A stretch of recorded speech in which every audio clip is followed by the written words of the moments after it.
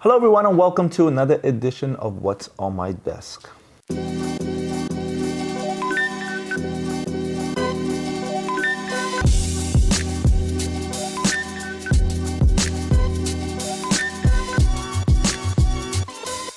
Guys, today I decided to do something a little different. I told you that most of the time when I do a What's on My Desk, it's literally watches that randomly come across my desk. Once in a while, there's a theme behind something. If I do a history of something, or if I'm trying to prove a point or something, I'll actually pick out the stuff that I wanted to do. So today I decided to do this. I walked into a safe and I said I want to swap out my watches. I want to wear something a little more modern and something different, something other than Audemars Piguet, right? Which is what I usually wear. 9 out of 10 times you'll catch me wearing an AP. I walked into the safe and I said, okay, I'm not looking at the Audemars Piguet box. I'm gonna look at something completely random and different. And I came up with an IWC, a Gerald Genta, a Franck Muller, and a Hublot. What a mix, right? What did I end up putting on my wrist? And that doesn't mean that I'm actually gonna end up wearing this because I'm gonna still decide which one I'm going to wear. I actually ended up putting on the green Rolex GMT. Mainly due to the fact that it has a couple of links taken out and it fits me fine, but that's the one I decided to walk out of the safe with and then come up here and show you the rest of these things. So let's talk about them. Let's see what we got.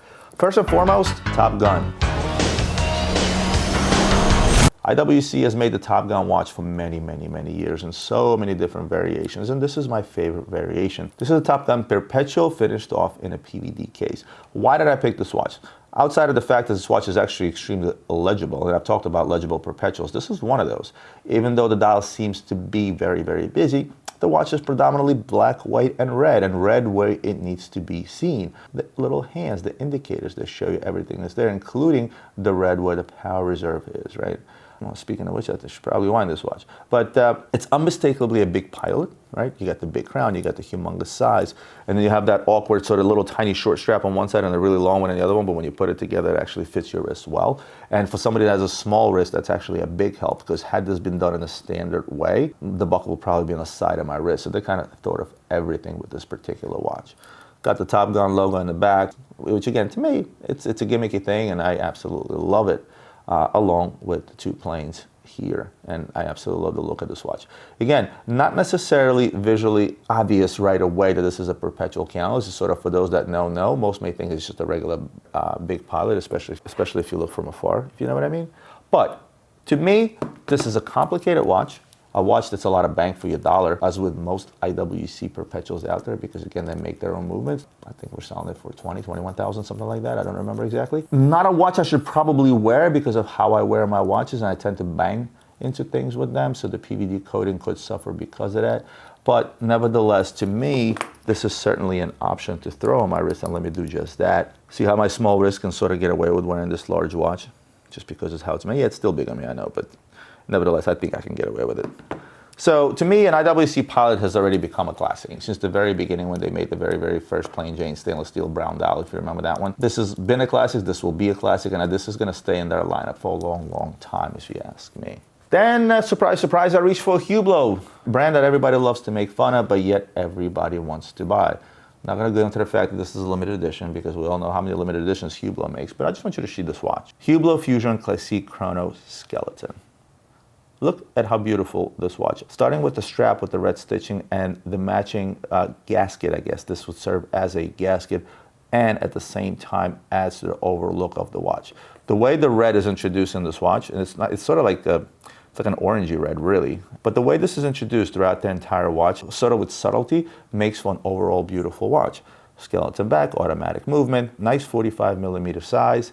Again, if you ask me, this is a beautiful Hublot. Had this watch said Audemars Piguet or Patek Philippe on it, most people would be like, oh my God, that's so gorgeous. And a lot of people would say, oh, it's just another Hublot, another limited edition. But you can't take away from the fact that this is a really good looking watch. Yes, feel free to comment and hate below on Hublot, but to me, honestly, this is a beautiful watch. A watch I like seeing on my wrist and would actually go out there and wear for a few days no matter where I'm going, because again, beautiful watch, A+ on this one. Hublot, money-wise, I think this watch trades somewhere around that $10,000 price range, which is not bad at all, if you ask me. Let's talk about the next thing I reached for, and you know me, I like the classics, and I reached for a Gerald Genta. Now, from afar, you guys are gonna think, wait a minute, this looks like the gold version of a watch you reviewed the other day, which was the Bulgari by Retrograde Jump Hour. but it's not. This is the original. This is something that I picked up at a trade show, but I bought it relatively cheap. And relatively cheap, I mean that I'll be able to sell this watch around that $10,000 price range, which to me was a smoking deal on, again, a classic. It's a classic from Gerald Genta, the guy that brought you the Nautilus and the guy that brought you the Royal Oak that you often see me wear. It's a watch that's being made today, except now where it says Gerald Genta, it says Bulgari, and Gerald Genta is still on the bottom. And I said that in the last episode, kudos to Bulgari not to take away the name of a legend who's unfortunately no longer with us. The crown is typical Gerald Genta. If you look at a lot of his older pieces, you'll often see the same crown, even on a lot of the older stuff, right? The man that brought you not only the Royal Oak and the Nautilus, but also one of the most complicated watches ever made, which was his Grand Sonnerie piece, right? The one that sort of looks like a pyramid. One of the things I love about this particular watch, outside of the fact that it carries a classic name of Gerald Genta, is the way it fits on the wrist. It's a large watch, but yet it hugs my wrist extremely well, and I don't have a big wrist once again. And it will hug the wrist of a big guy just the same. And again, it's just a stunner on the wrist. And what, you know what else is satisfying? The retrograde jump hours. When you set this watch, it's just so satisfying to see you do that. Isn't that great? Don't take the bi-retrograde jump hour complication lightly. This is not a simple watch to make, and it should certainly be appreciated, especially from a legend like Gerald Genta. Last but not least, I brought a Franck Muller in. And before you guys say, oh my God, Franck Muller, Roman, why? Again, remember, I wear what I like. Just as much as I tell you guys buy what you like, I also wear what I like.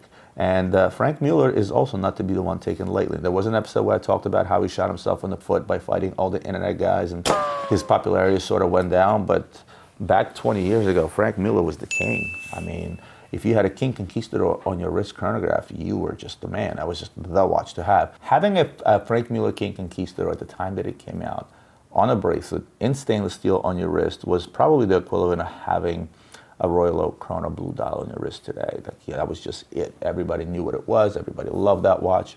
It was sort of unmistakably Franck Muller because he was the one with tonneau shaped watches at the time. There were others, but he was predominantly known for tonneau shaped watches.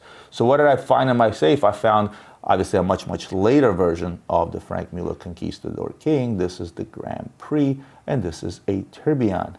A complicated watch. I think retail on this watch is upwards of $200,000. I remember in steel it retailed for $118,500. I think in rose gold it gets close to $200,000. I don't remember off the top of my head.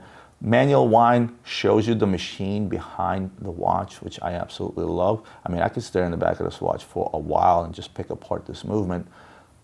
What I also loved about this watch is, again, a combination of materials. You have your ceramic with rose gold, and to me that's extremely appealing. I also like how they evened out the case. Notice the crown here, this is the actual crown, and it looks like there's another crown here where it's not. This is purely decorational, but what it did is it sort of evened out the watch a bit. I guess what they could have done is sort of make the same bump out here and the same crown, but then I feel like that would be confusing. But nevertheless, they did a great job evening out the watches. So you don't, if this wasn't here, you sort of have that one piece sticking out to the side. I think it would look weird. See that? But good job there. No frills. Your plain Jane tourbillon. It makes a statement. It's a large watch. And with this one, I may have bit off more than I can chew. Let me put this on my wrist. I guarantee you this will be humongous on me. I think it goes like 48 millimeters across. And then the way the strap is done, you really need to have a big wrist to wear this watch. But let's give it a shot. That's not too big, is it, guys? Yeah, it is. So when I said I would wear any one of these, this is probably the one I would not wear, and not because I don't like this watch or because it's Franck Muller. I actually do love this watch. I do have a lot of respect for Franck Muller, especially going back, and if you look at some of the complications he's made. Again, this video is not about Franck Muller, but he certainly deserves a lot of respect in the watch industry due to some of the watches he made, and he called himself the master of all complications, and I'll give him that because some of the complications this guy has done are absolutely outstanding. 3D tourbillon for one. Let's talk about that one, right? I've talked about value of Franck Muller's. You know, they've tanked, and they've tanked for various reasons. Again, this is not what this episode is about. $200,000 watch. You can pick this watch up under $50,000 on a secondary market, which makes it a hell of a deal if you ask me. If you're still a good old fan of Franck Muller, there's deals to be had out there. If you're someone that does what I preach, where you buy what you like first and foremost, you can definitely get yourself some good pickups out there on Franck Muller. So, what am I gonna wear? Well, we know I'm not wearing the Franck Muller. The big Pilot is borderline a little too big for me. Question is, do I want to go with a gold watch or a steel watch? I'm going to put the Rolex aside just because Rolex is Rolex. I get it. And really the choice is going to be between the Hublot and the Gerald Genta. and I'm gonna go with the Gerald Genta. You guys that have watched me for a while, you probably know why I went with the Gerald Genta. I love the classics, I love vintage stuff, although this watch is not really considered vintage just yet. But with as much respect as I have for Gerald Genta, I think this is going to be my choice for the weekend, and that's what I'm going to wear. There you have it, Gerald Genta. The rest of the stuff can go back downstairs into the vault. Guys, I hope you enjoyed today's episode. Again, something a little bit different, trying to mix things up on what's on my desk. And as always, like, share, comment, subscribe, do all those wonderful things that you do to help my channel grow. Thank you for tuning in, and I'll see you next week for more watch reviews and other videos.